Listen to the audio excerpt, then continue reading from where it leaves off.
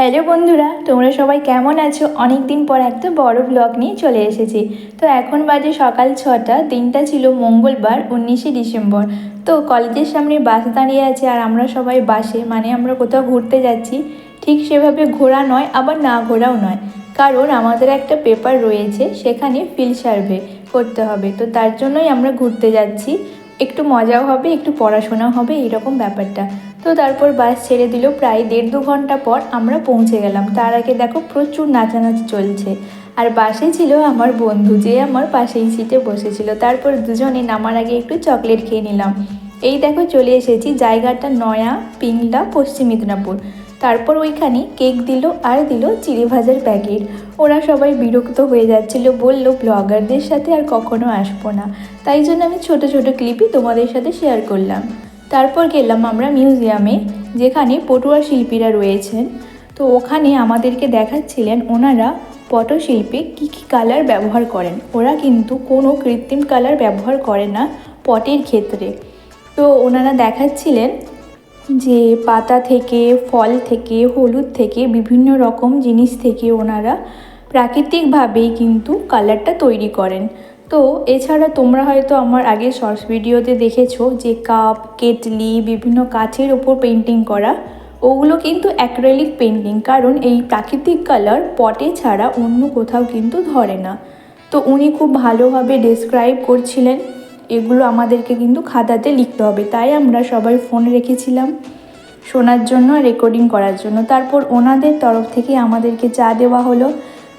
তারপর আমরা পুরোটা ঘুরে দেখছিলাম। তোমরা যে এই যন্ত্রটা দেখলে, এটা কিন্তু পৃথিবীর প্রথম বায়োস্কোপ।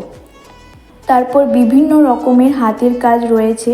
ওনাদের বাড়ির একজন বৌমা পটশিল্পে পুরো ইতিহাস আমাদের বলছিলেন, আর একটা একটা পট খুলে তার গানটাও শোনাচ্ছিলেন। অসাধারণ লাগছিল। আর এই চণ্ডীমঙ্গলের পটটা কি বলবো, ওনারা বললেন 4 মাস সময় লেগেছিল।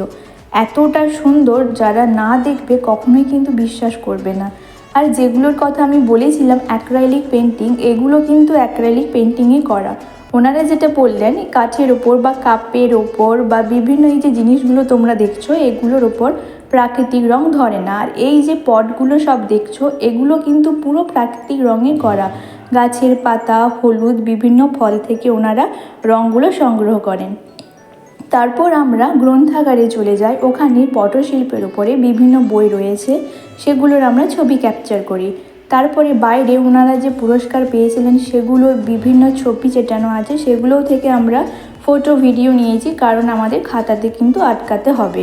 তো তোমাদের কেমন লাগছে আমাকে কিন্তু অবশ্যই জানাবে। আর ইনি হলেন আর একজন পটশিল্পী। এনার প্রতিভা যতই বলবো ততই কম। এনার বয়স হলো 82 বছর।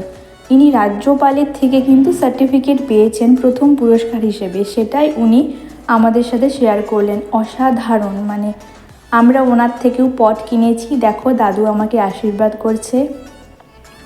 তারপর দেখো এবার বাড়ি বাড়ি আমরা সার্ভে করতে গেছিলাম, সেখানে ওনাদের ফটো নিয়েছিলাম। তারপর ওনাদের তরফ থেকেই খাওয়া দাওয়ার ব্যবস্থা ছিল। সঙ্গে ছিল স্যালাড, লেবু, আলু ভাজা, ডাল, ভাত, শাকের তরকারি, ফুলকপির তরকারি, চিকেন, চাটনি, মিষ্টি, দই। তো এইভাবে দিনটা খুব ভালো কাটলো। আর এনারা তো খেতে খেতে হেসেই উড়ে যাচ্ছিল। তারপর দেখো আমাদের গ্রুপ ফটো কিছু আমরা তুললাম, আর দিনটা খুব ভালোভাবে স্পেন্ড করলাম। তো তোমাদের যদি ভিডিওটা ভালো লাগে অবশ্যই কিন্তু লাইক, কমেন্ট, শেয়ার, সাবস্ক্রাইব করে দিও। আজকের মতো টাটা।